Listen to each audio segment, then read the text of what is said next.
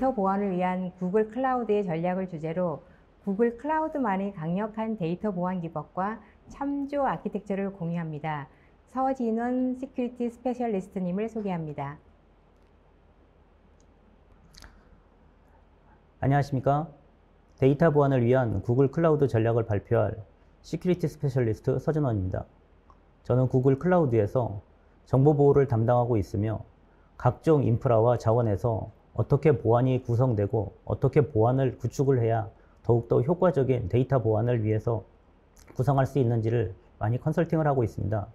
오늘 이 시간에 데이터 보안을 위해서 우리 구글 클라우드만의 가장 강력한 기법과 많은 제품을 소개해 드리도록 하겠습니다. 먼저 저희 구글 클라우드의 미션을 설명을 드리도록 하겠습니다. 저희 구글 클라우드의 미션은 전 세계 조직이 디지털 기술을 활용하여 비즈니스를 혁신할 수 있도록 저희가 도와드리는 일을 하고 있습니다. 이를 위해서 저희는 어디에서나 필요한 앱을 실행할 수 있도록 각종 인프라와 강력한 네트워크 환경을 제공하고 있습니다. 두 번째로는 선도적인 데이터 플랫폼을 통한 스마트한 결정을 내릴 수 있도록 저희의 앞선 인공지능 기술, 데이터 분석 기술을 고객들에게 항상 제공하고 있습니다. 세 번째로는 가장 환경 친화적인 클라우드에서 운영을 하고 있습니다.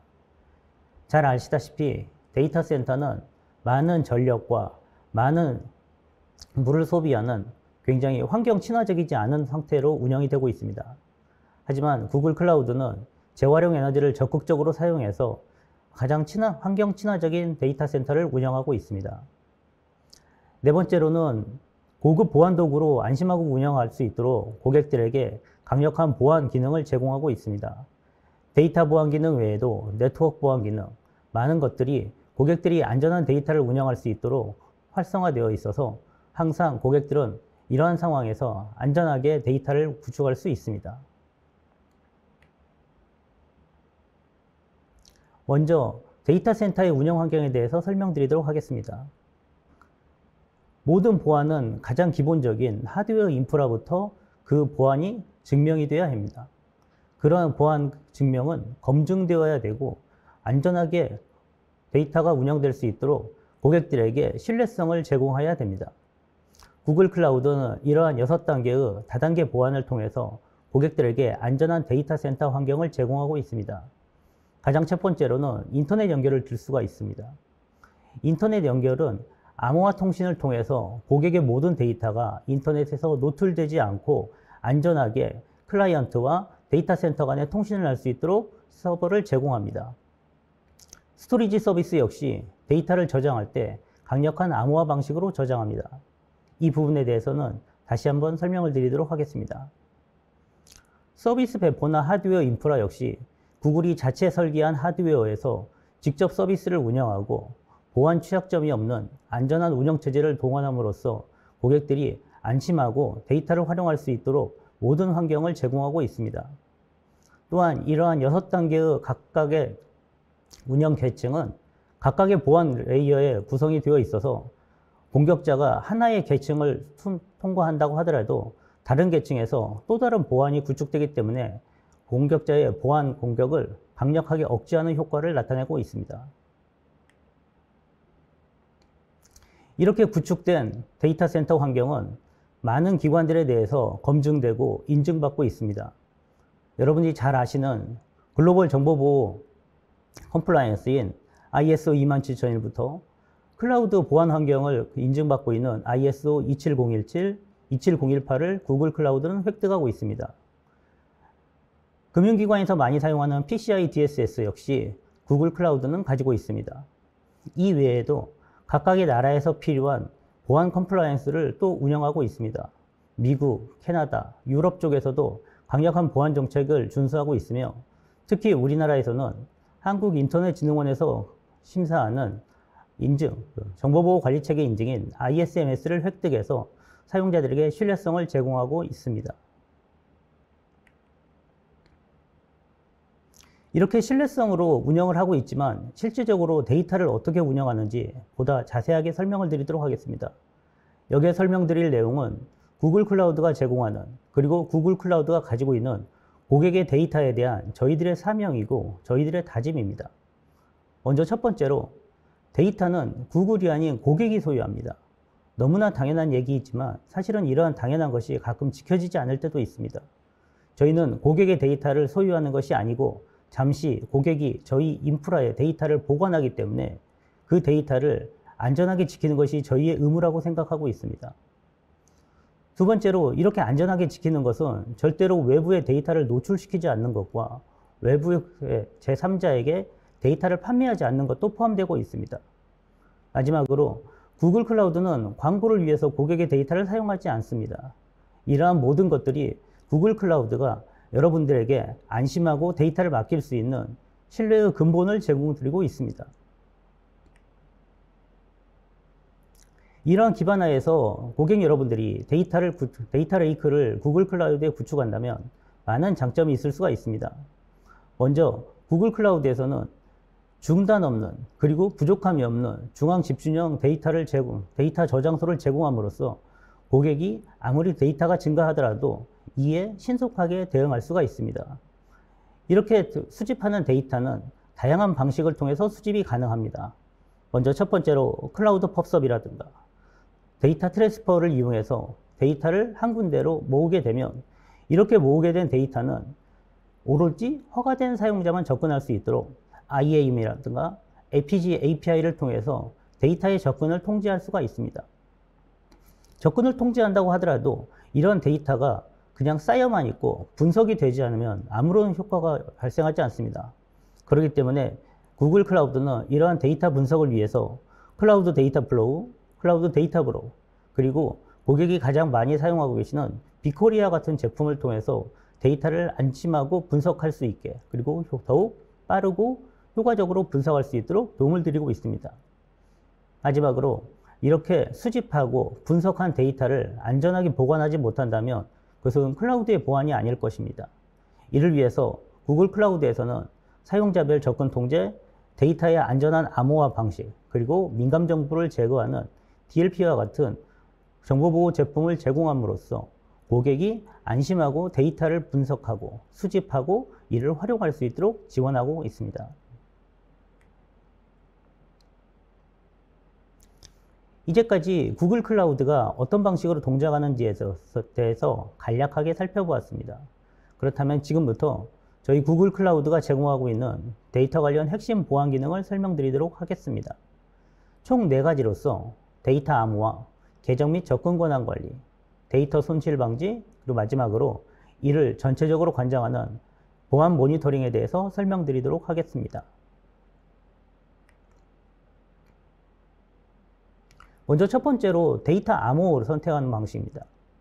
데이터 암호라는 것은 고객이 저장한 데이터가 클라우드 스토리지 상에서 어떻게 보호되는가를 설명드리는 겁니다. 전송 데이터와 저장 데이터로 구분하는 데이터의 속성에서 이전에 전송 데이터, 여러분이 클라이언트에서 사용하는 웹브라우저를 통해서 전송되는 모든 데이터는 자동으로 암호화가 돼서 구글 데이터 센터로 전송이 됩니다. 이 상태에서 스토리지에 저장을 할 때 사용자는 어떤 방식으로 암호화를 할 것인지 선택을 하실 수가 있습니다. 왼쪽에 구글 기본 암호화, 오른쪽에 고객이 제공하는 암호키 사용의 방식에 따라서 사용자는 강력한 통제를 선택할 것인가 아니면 편리하게 사용하지만 보다 자동화된 방식을 선택할 것인가를 고객들은 정할 수가 있습니다. 완전 자동 관리형이라는 구글 기본 암호는 구글 클라우드에서 제공하는 기본 방식으로서 사용자는 여기에 대해서 아무런 액션을 취하실 필요가 없습니다. 어떠한 환경 설정을 하지 않더라도 구글 클라우드는 자동으로 모든 고객들의 데이터를 암호화해서 저장을 하게 됩니다. 자동으로 데이터를 암호화 저장하지만 고객이 나는 이 데이터를 조금 더 나의 통제 권한에 두고 싶다라고 할 경우에는 고객이 직접 암호화 키를 선택해서 저장을 할 수가 있습니다. 물론 암호화 키를 관리해야 되는 고객의 노력이 필요하지만 고객은 본인 자신의 암호화 키를 관리함으로써 보다 더 강력한 통제 권한과 강력한 암호화 정책을 실행할 수가 있습니다. 대부분의 암호 정책은 국가기관의 컴플라이언스에 적용을 받는 경우가 대부분입니다.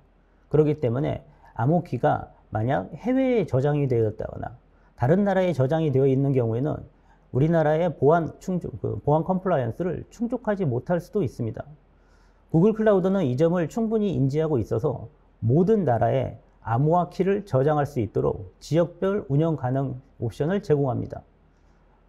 이러한 암호화 키를 만약 구글 클라우드가 제공하는 서울 리전에 저장을 하겠다. 그럴 경우에는 이 암호화 키는 서울 리전, 그러니까 한국 내에 저장되기 때문에 국내 컴플라이언스에 전혀 문제가 되지 않습니다.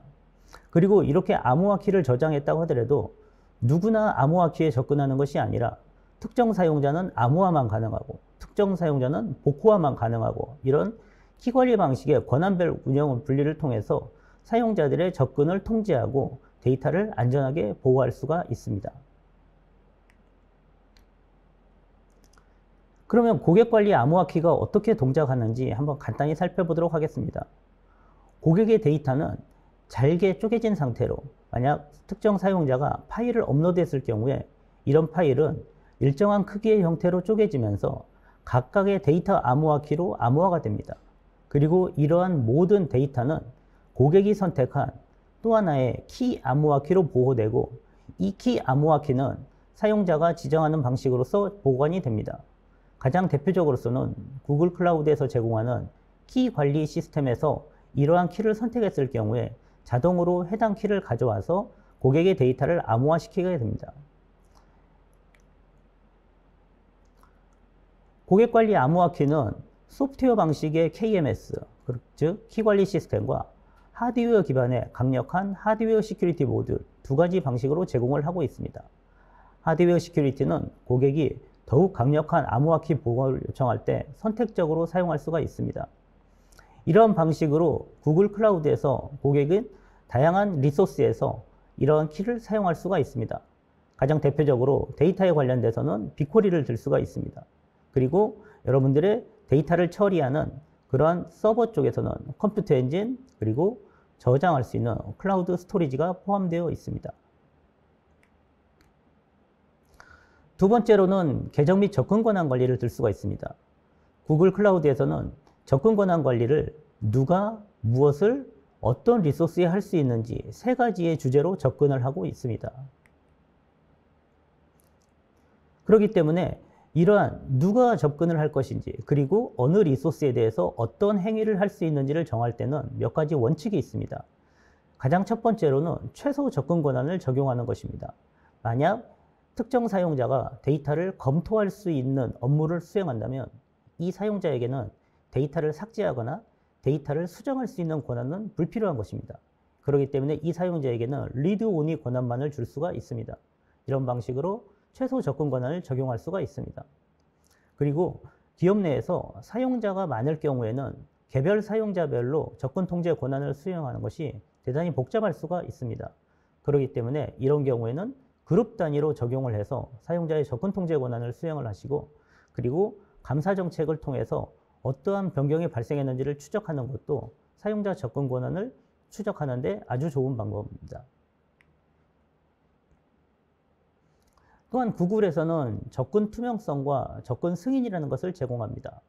접근 투명성이라는 것은 모든 데이터에 대해서 접근하는 것, 사용자가 접근하는 것과 마찬가지로 구글의 관리자들이 접근하는 모든 로그까지 저장을 하고 심한 경우에 이 데이터는 절대로 외부인이 접근하면 안 된다고 할 경우에 접근 승인 절차를 걸게 됩니다. 접근 승인 절차를 걸게 되면 구글 관리자가 관리 영역에서 장비 유지 보수 시간에서도 고객의 데이터에 접근할 수 없으며 고객이 승인할 경우에만 접근이 가능하도록 합니다. 이를 통해서 여러분들은 여러분들의 데이터에 대해서 통제할 수 있는 수준이 늘어나고 어떤 이력이 발생했는지 가장 강력한 로그를 추적할 수가 있습니다. 세 번째로는 클라우드 DLP를 들 수가 있습니다. 잘 아시다시피 DLP는 민감 정보를 보호하는 가장 강력한 방식이기도 합니다. 지금 화면에서 보이는 것은 구글 클라우드에서 제공하는 그 DLP를 예시로 보여드리는 것으로서 실시간으로 민감 정보를 파악했을 경우에 해당 데이터를 다른 방식으로 전환하는 것을 보여주고 있습니다. 이러한 구글 클라우드의 DLP 활용 방안은 다음과 같이 세 가지로 들 수가 있습니다. 먼저 첫 번째로는 각국에 맞는 컴플라이언스를 준수할 수가 있습니다. 특히 우리나라에도 개인정보보호법과 같은 강력한 데이터 보안에 관련된 법안이 존재합니다. 이를 위해서 많은 기술적, 관리적 보호 조치를 취해야 되는데 클라우드 DLP는 여기에 훌륭한 대안이 될 수가 있습니다. 클라우드 DLP를 활용할 경우에는 사용자나 고객 정보를 보호할 수가 있으며 이렇게 데이터를 보호하는 방식으로서 고객의 위험은 현저하게 감소될 수 있습니다. 클라우드 DLP를 활용하기 전에 먼저 탐색과 분류가 실행이 되어야 됩니다. 탐색과 분류라는 것은 고객이 보유하고 있는 데이터에서 어떤 데이터가 민감 정보인지를 먼저 판별하는 것입니다. 구글 클라우드는 약 130여 가지가 넘는 기본 탐지 유형을 제공하고 있습니다. 저희는 이것을 인포 타입이라는 용어로 설명을 하고 있는데 인포 타입이라는 것은 탐지 패턴으로서 주요 개인적 식별 정보를 포함한다고 할 수가 있겠습니다. 대표적으로 이름이라든가 지역 정보, 그리고 뭐 날짜, 시간, 그리고 여권 번호, 우리나라 같은 경우는 이제 주민번호, 신용카드 번호, 핸드폰 번호 이런 것들이 주요 식별 정보라고 볼 수가 있습니다. 이러한 식별 정보가 130여 가지가 있지만 여러분들이 가지고 있는 모든 데이터에 이 130가지가 맞는다고 볼 수는 분명히 없습니다.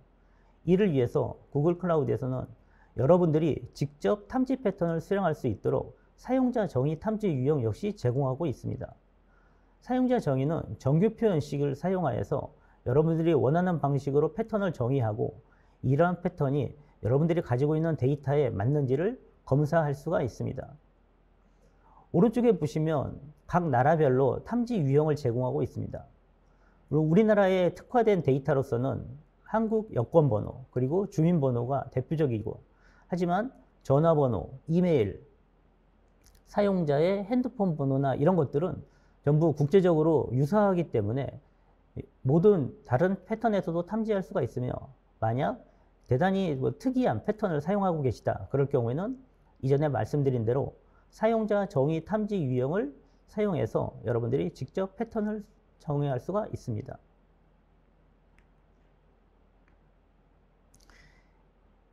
이렇게 탐지를 하고 나면 이후에 탐지에 대한 결과로서 탐지된 데이터에서 민감한 정보를 제거를 하셔야 됩니다. 그래서 이러한 제거를 하는 방식을 비식별화 방식이라고 얘기를 하는데 가장 많이 쓰이는 방식으로서는 데이터를 직접 수정한다거나 데이터를 마스킹한다든가 데이터를 버킷팅한다든가 하는 형식으로서 데이터의 민감성을 제공하고 있습니다. 예시에서 보여주는 그림을 보시면 아이디나 잡 타이틀, 전화번호, 그리고 이제 코멘트가 있습니다. 첫 번째로 이제 여섯 자리의 숫자는 전혀 다른 숫자로 변환이 되고 있습니다. 이런 경우는 뭐 형식 보존 암호화라고 볼 수가 있습니다. 그리고 잡 타이틀 같은 경우는 그 사람의 직급이 있고 그 사람의 지위가 있는데 이것을 역시 전부 다 뭐 법률가다, 운영자다, 그다음에 직원이다 이런 방식으로 그 타이틀을 바꿔버리는데 이런 방식은 이제 버킷팅이라고 할 수가 있습니다. 세 번째 전화번호는 특정 숫자 두 자리, 그러니까 두 번째 필드와 세 번째 필드를 샵으로 대체를 하고 있는데 이건 마스킹이라고 볼 수가 있습니다. 이렇게 다양한 방식으로 비식별화를 제공하고 있으며 이것은 고객이 직접 선택하실 수가 있습니다. 하지만 이렇게 비식별화가 된 데이터는 다시 원상으로 복구는 할 수가 없습니다. 그렇기 때문에 만일 고객께서 이렇게 탐지를 하고 비식별화를 제거하는 경우에 원본 데이터의 활용이 반드시 필요하다 할 경우에는 비식별화를 하기 이전에 원본 데이터를 복제하시고 복제된 데이터에서 비식별화를 수행하신 이후에 데이터 분석에 활용을 하셔야 됩니다.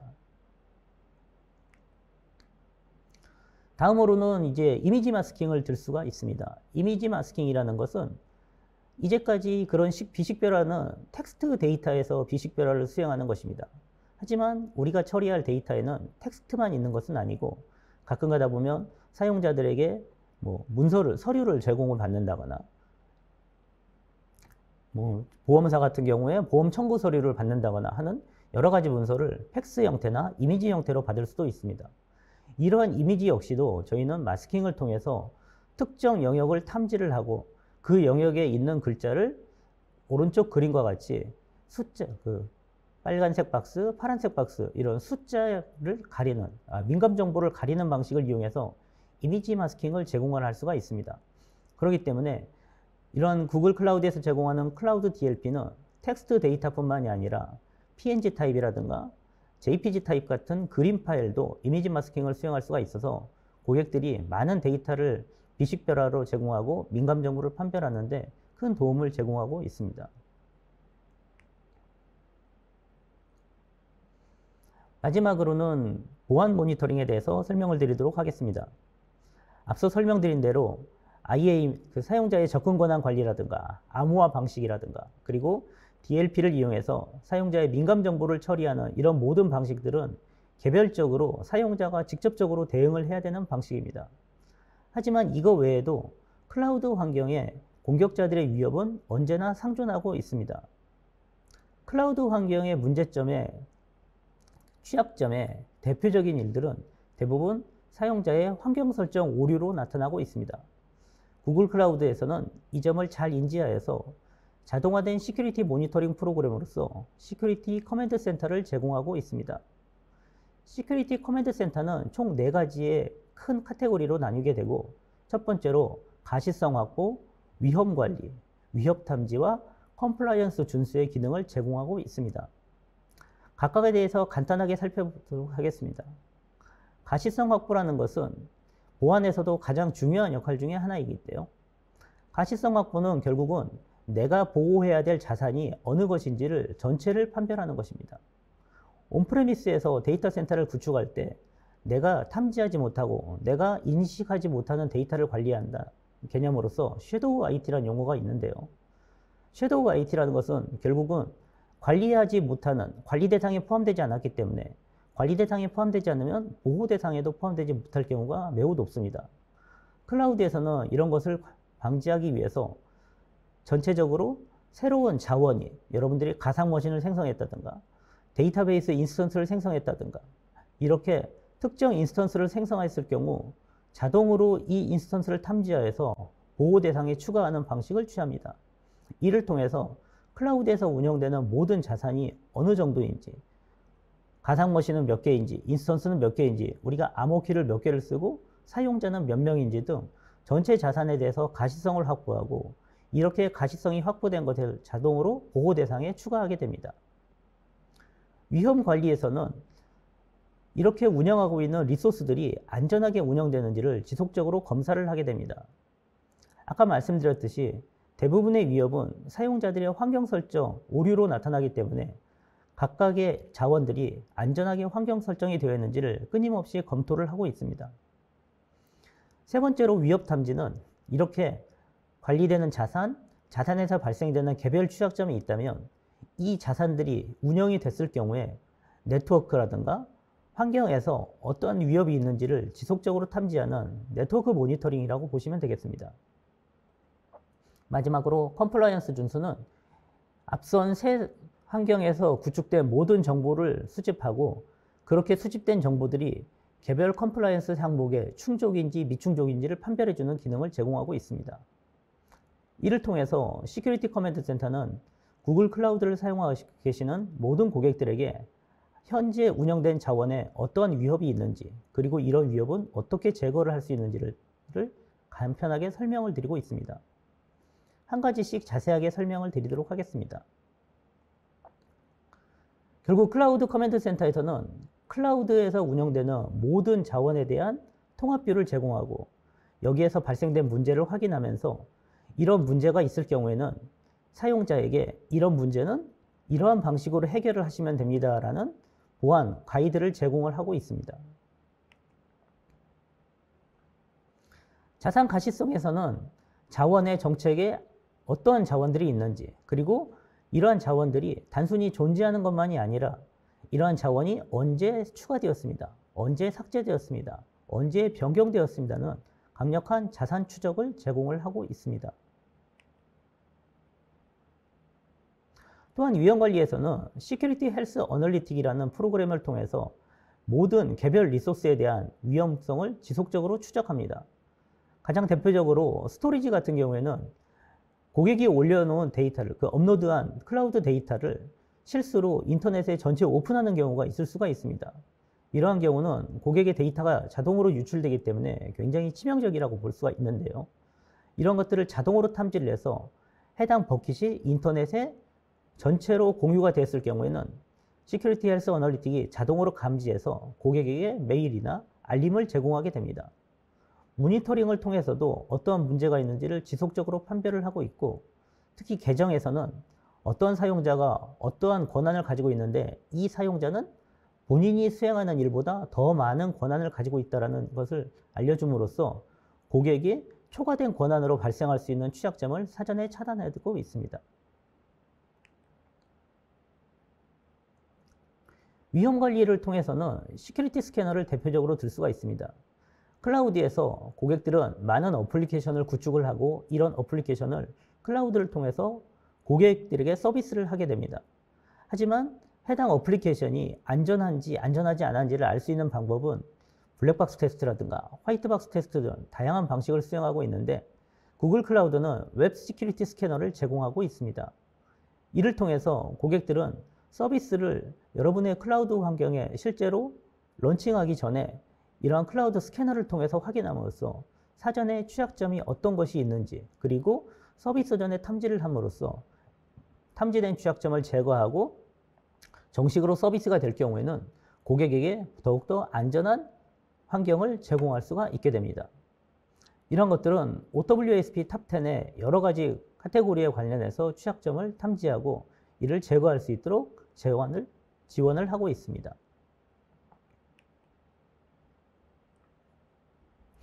마지막으로 컴플라이언스 보고입니다. 컴플라이언스는 오른쪽에 나와 있는 총 5가지 항목에 대해서 제공을 하고 있습니다. ISO 27001과 NIST 800-53 컨티뉴어스 모니터링입니다. 그리고 PCI DSS와 같은 내용에 맞춰서 각각의 개별 통제 항목을 모두 점검을 하고 있습니다. 그렇기 때문에 만일 PCI DSS나 ISO 27001이 100개나 200개의 항목을 제공하고 있다 그러면 전부 모든 항목 하나하나를 체크를 해서 이 항목의 충족이다, 이 항목의 미충족이라는 걸 제공을 하고 있습니다. 이렇게 검사된 결과는 사용자가 외부로 리포트를 전송함으로써 향후에 ISO 27001 PCI DSS 인증을 받으실 때 증거 자료로서 확보할 수가 있게 됩니다. 지금까지 데이터 보안을 위해서 구글 클라우드가 제공하는 각종 데이터 보안 전략에 대해서 설명을 드렸습니다. 구글 클라우드에서 제공하는 강력한 데이터 보안 기능을 통해서 여러분들의 데이터를 안전하게 수집하고 분석하고 그리고 이러한 데이터를 잘 보관해서 여러분들의 비즈니스에 혁신을 가질 수 있도록 많이 활용 바랍니다. 감사합니다.